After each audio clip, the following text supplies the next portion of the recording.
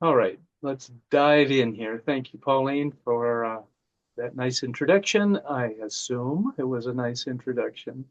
Um, my name is Steve Walter. I'm the chair of the National Legislation Committee, and I oversee the congressional district liaisons in every congressional district. I should say not every, because there's 10 or so districts where we don't have NARFE members or we don't have NARFE members willing to be CDLs. So I'm still trying to fill those slots. Anyway, I want to talk today about what's going on in Washington and the threat it poses to federal employees currently working and potential threats to us retirees who still make up 90% of the NARF membership. I'm going to start with the employees because that's what's been going on for the past 2 months, attempts to terminate active federal employees. So let me just dive in here and share my PowerPoint with you all. Okay, this is the title, this is me, and this is our organization here.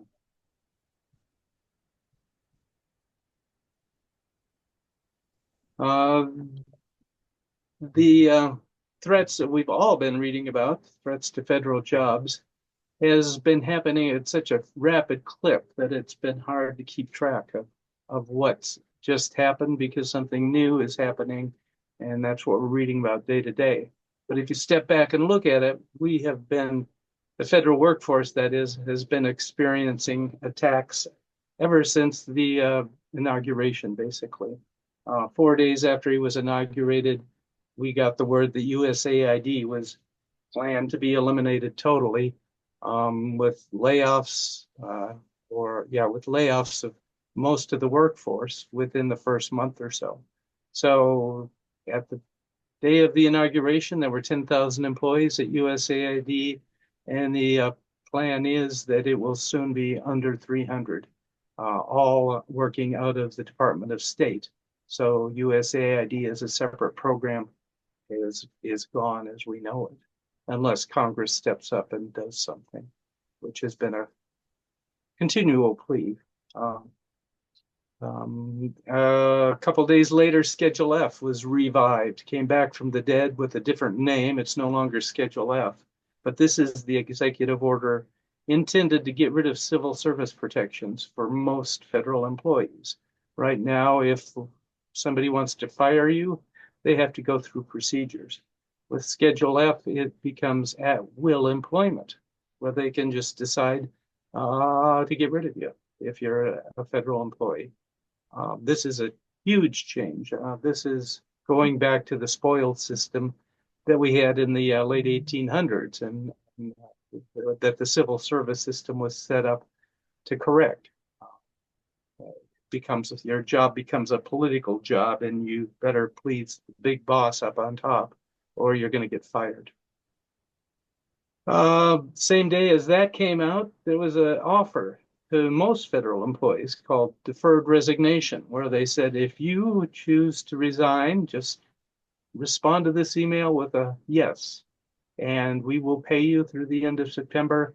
But at that point, you will be gone. You will be retired. And so far, 75,000 feds, as far as I can tell, have accepted this deferred resignation. A couple weeks later, at least a couple of weeks later, probationary employees came up as targets.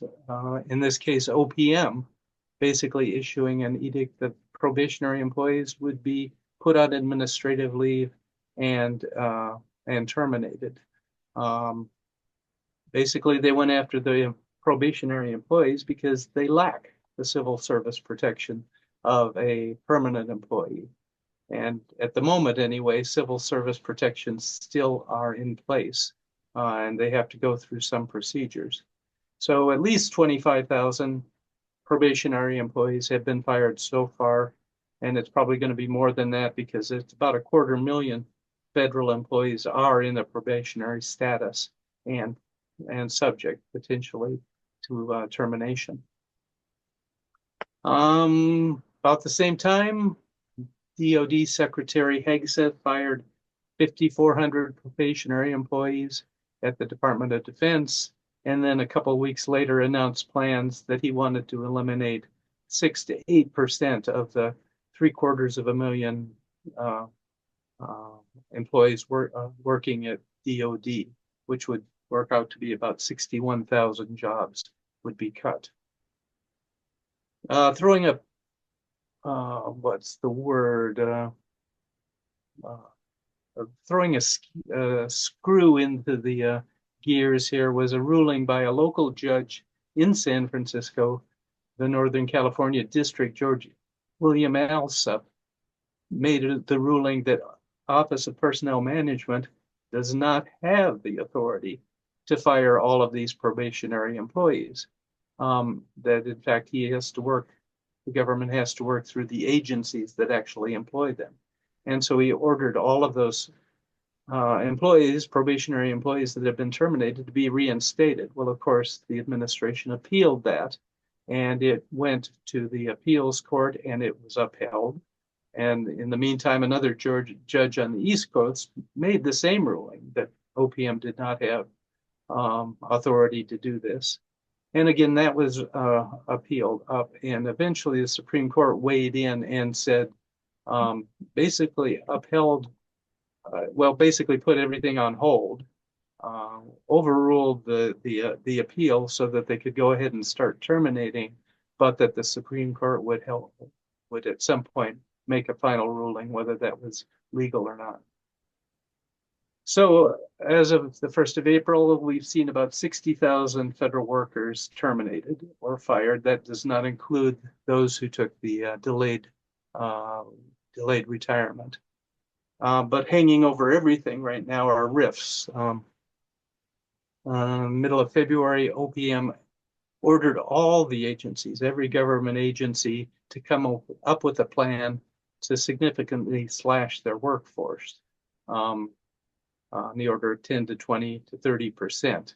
In total, there's about 700,000 federal jobs that are subject to RIF, that will be subject to RIF over the next few months. So this is going to have a huge, huge impact on the workforce and a huge impact on the services that we currently provide to the American public. And if you look at it, the justification of what we've heard over and over again is the workforce is too bloated. We need to cut out the bloat, the excess federal workers. So I went back and I looked for a plot of what has been the size of the federal workforce, and came up with this plot that goes back to the mid-50s, where federal employees are in red. And what you see is that there was a little bit of a bump back in the mid-60s, probably correlating with the onset of the Vietnam War, and Medicare was instituted. So there was a new department that had a lot of responsibility. And so there was a bump up there, and it's been pretty much level or down a bit. In the 90s, Clinton did a reinventing government, for those of you who have been around that long, and decreased the federal workforce by about 400,000. And it hasn't bumped much since then. So right around 1.8 to 1.9 million workers. So no bloat. There is no bloat. The excuse is it's bloated. Everybody knows the government workers are lazy and there's too many of them. So it became an easy club to use against federal workers and justify all of these cuts. But if you look at as a percentage of the U.S. workforce, even though the workforce itself was stable, the population of the U.S. wasn't, and it doubled, roughly doubled, or a little more than doubled in that 70-year period. And so the federal workforce went from 1.1% of the total workforce or of the total population in 1967, and is now at about half of that. So almost about a 0.5% of the population. And if the administration goes ahead and does the cuts to the federal workforce that they're planning, we'll drop down to roughly the level we were back in the end of the 30s, at the end of the Depression, before the big bump up in World War II. So how we handle the workload, which has probably quadrupled since the mid 50s, and a population that's more than doubled, a lot of whom are retiring and demanding more from Medicare and more from Social Security. With a workforce that's been decimated and reduced by half, it's anybody's guess how that's going to work. And if you look at the savings that the government can actually achieve by getting rid of, half of the federal workforce, it's not that much. Currently, the total cost of all federal workers is about $270 billion, which sounds like a lot, but it's actually only 4% of the total federal budget. So if we cut the workforce in half, we're saving about 2% of the federal budget. Not that big a savings here, considering all the services that will be lost by that sort of a cut. So we've taken this seriously, and we've organized a couple rallies in the last few weeks where we get out there with federal workers in the different unions, the National Treasury Employees Union, American Federation of Government Employees, and the American Postal Workers Union. And we picketed, demonstrated, marched. First one was on March 15th at the Philip Burden Federal Building. And we had three main complaints, basically: protesting, hands off federal jobs, hands off our personal data, hands off our public services. And those are the main points we tried to make during that demonstration, during that rally. And we had signs and had about 150, maybe 200 federal employees there marching around the building, including the Federation President, Ron Griffin, Jerry, Treasurer of the Federation, and our Secretary, Sandy Griffin, Ron's wife. And the main point we were trying to get through is what I just talked about. In 1960, there was 1.8 million federal workers. Just a few years ago, it had ballooned all the way up to 1.87 million. So not anything big. We made the local news, quite a bit of coverage that day on the evening news and the following day, including an interview with yours truly. Got to talk to the folks from KRON and make those 3 points. I think I got them in there. And then just a week ago, we had participated in the huge hands-off rally that was happening across the country at about 1,100 locations, big cities, small towns, everywhere in the country. People were out and protesting what the administration is doing. This is what the Civic Plaza looked like by 1 o'clock Saturday. Estimates are around 8,000 people showed up for the protest. And it wasn't supposed to crowd onto the street here, but there were so many people they couldn't really stop it. We had a tent up front there, and this is what it looked like from the front. Speaker's podium set up there with a clear area here to keep the hecklers back. And it worked pretty well. There was one heckler there who tried to drown out Scott Wiener when he was talking to the crowd. He was annoying. I got to speak for about 5 minutes and made some of the same points I'd made 3 weeks earlier at our rally up at the Federal Building. And this is just a map of all the rallies and demonstrations across the country on April 5th, the hands-off rallies, pretty much everywhere. And it not only made the news all that weekend, but there's been references to these rallies ever since. And it's the sort of thing where I think the impact of that rally will persist and probably grow over time as people become aware and more outraged at what's being done, especially with the tariffs that have just been introduced and the impact that's going to have on cost of living for folks. There's ongoing rallies. Indivisible holds rallies at the Tesla showroom in San Francisco every Saturday from 12 to 2. They actually canceled their rally on the 5th so they wouldn't interfere with our rally, and those folks showed up at the Civic Plaza with us. But if you want to go out and express your own outrage at what's being done, Saturdays from here into the future at 12 to 2 down at the Tesla showroom. Lastly, I want to talk about the threats that are the threats to benefits that are included in the budget framework that passed last week in both Senate and House. It was a very, very tight margin in the House. Basically, one vote swung it and gave the Republicans a victory. But this is just setting up the budget framework, and every item here is going to be contested in the coming weeks. And this is where we really need to continue to be involved and in contact with our representatives to let them know that we are paying attention and we do not want to lose benefits that we've had. And some of those I'll talk to them about here, but this is the issue that NARFE President Bill Shackelford has identified, and he wrote a letter to all of us beginning with, the House just endorsed the plan with Senate buy-in to cut $50 billion in earned federal retirement and health benefits. The possible cuts to the benefits, reducing or eliminating the COLAs in our annuities.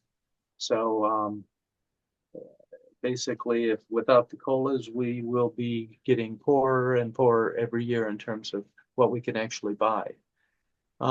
Proposing to increase the contributions for folks who are still working instead of paying some of them as little as 0.8% into their FERS retirement. A lot of them, I know it's more than that now, but they boosted up to 4.4%, I believe. So basically take money from your checkbook and put it into your retirement. So it would be effectively an effective pay cut, because this is money that would not be available for you to spend. It would be taken away from you and put into your retirement account, which you couldn't make use of until you retired.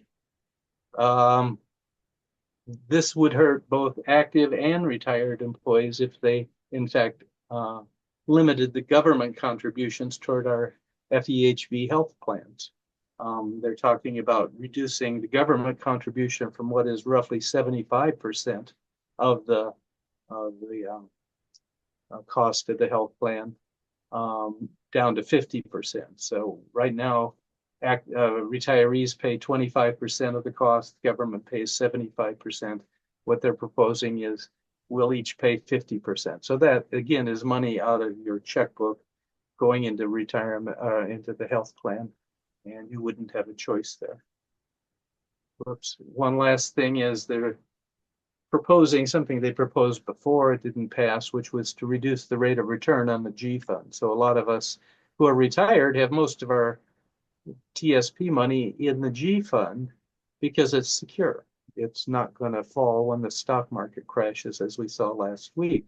The G fund just keeps chugging along at whatever the treasury bonds are paying, which are right now about 4.4%. And Congress wants to basically get rid of that guaranteed return and drop it down to market rates, which would be around 0.8%. So there'd be no reason for keeping your money in the G fund anymore. People would just abandon it. So not a good idea from the government's point of view either, really. So these are if you look at it in a graph, you can see the cuts that Congress is proposing in programs that would affect active employees and would affect people throughout the country, because a lot of these cuts would be in programs like Medicaid. Let's see, I think I have a few more here. So these are where the cuts would be: saving money by reducing coverage of Medicare. There'd be work requirements so that folks who now are eligible for Medicaid would have to prove that they can't work before they would be given access to Medicaid. Student loan interest deductions would be eliminated. Repealing the big bump that the IRS got under Biden, which would impact not only workers, but it would impact the public who's trying to get information on how the heck to fill out my tax form. And most importantly, it would get rid of a lot of the enforcement people at IRS. So the rich people who tend to ignore taxes would have a much smaller chance of being audited by the IRS because they'd no longer be working. And all of this, of course, is to make the Trump tax cuts permanent.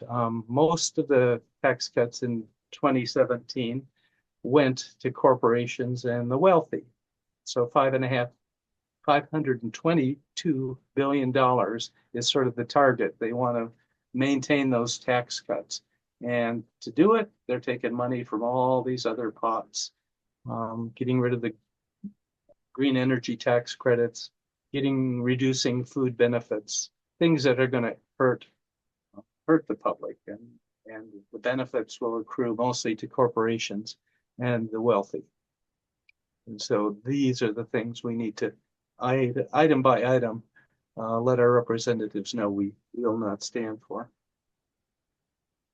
Again, this is just looking at it in a slightly different way. The cuts would come to the SNAP program, food supplements for the poor, cuts to Medicaid, maybe upwards of $900 billion, all to fund tax cuts for corporations and those with incomes in the top 1%.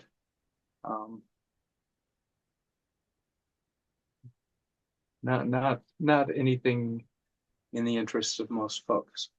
So the hopeful thing here is that the margin that the framework passed by was incredibly thin. Like I said, one vote would have been a tie vote, and then Vance probably would have broken the tie. But that just shows how tight the margin is, that it really comes down to one or two congressmen blowing up the whole deal here.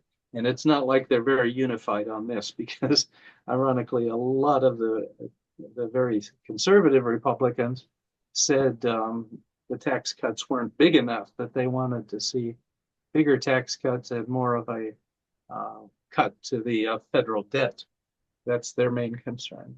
So what it comes down to is that we need to get out there and demonstrate, if it comes to that, be involved with the rallies that are going to be probably happening daily basis somewhere up and down the peninsula. I know there are rallies today in Palo Alto, some this weekend in Redwood City, as well as emailing Congress people, phoning Congress people, buttonholing them at town meetings, making sure they are looking out for federal employees like they used to. They really value the workforce. Anyway, that's about it. I will leave the Q&A to Pauline and Jerry. Unless, Pauline, do you have any questions on what I've said so far? No, I think that's a good framework for everybody, and I thank you for your time, and we'll endeavor to answer the questions anybody may have in your stead. And if we can't answer it, we'll get back to Steve and give you the answer. All right. Very good. Thank you. So long. Bye-bye.